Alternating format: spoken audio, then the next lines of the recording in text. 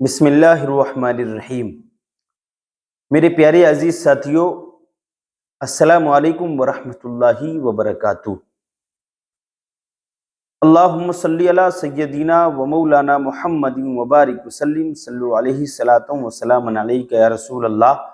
صلی اللہ تعالی علیہ وسلم۔ مسلم شریف کی حدیث پاک ہے، حضرت ابو ہریرہ اس حدیث پاک کے راوی ہیں۔ وہ بیان فرماتے ہیں کہ اللہ کے رسول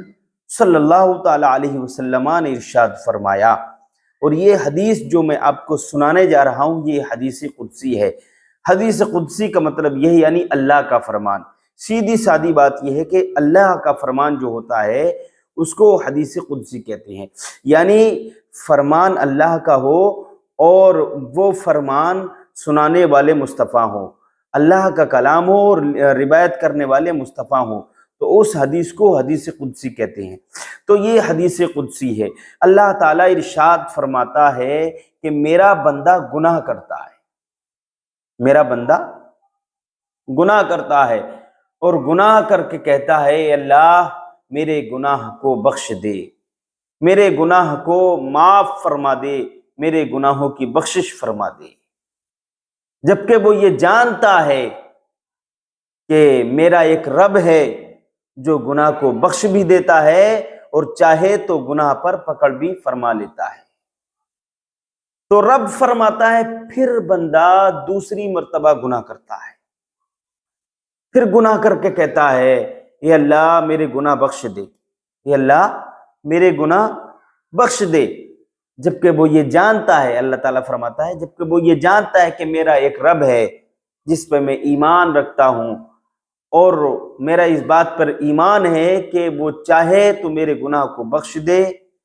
اور نہ چاہے تو نہ بخشے۔ پھر اللہ تعالیٰ فرماتا ہے پھر تیسری مرتبہ وہ بندہ میرا بندہ گناہ کرتا ہے،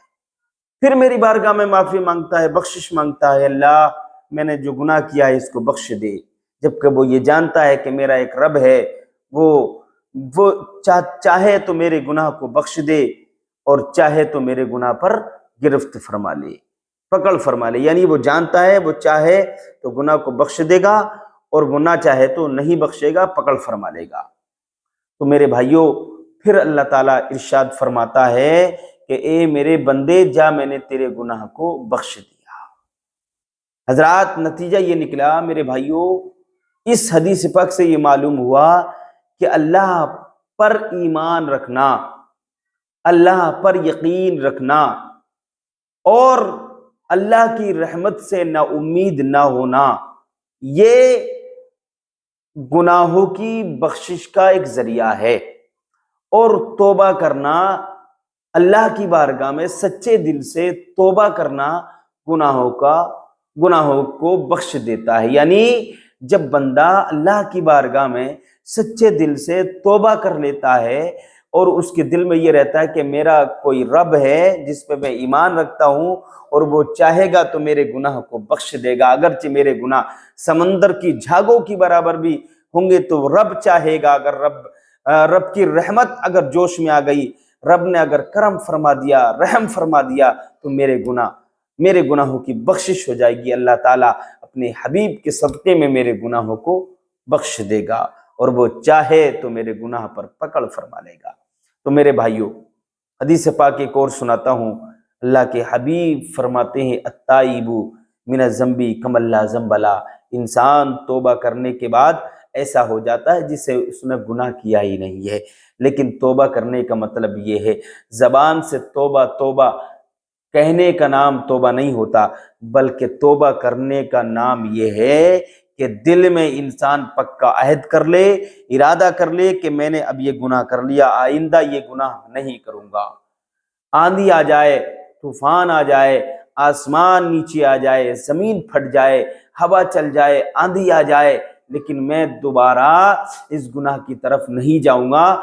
یہ ارادہ کرنے کا نام توبہ ہے، اور اللہ کی بارگاہ میں سچے دل سے معافی مانگنے کا نام توبہ ہے۔ اللہ کے رسول فرماتے ہیں التائب من الذنب کما لا ذنب له، انسان توبہ کرنے کے بعد ایسا ہو جاتا ہے جیسے اس نے گناہ کیا ہی نہیں ہے، یعنی آج ہی ماں کے پیٹ سے پیدا ہوا۔ بچہ جو پیدا ہوتا ہے وہ گناہ کرتا ہی نہیں ہے۔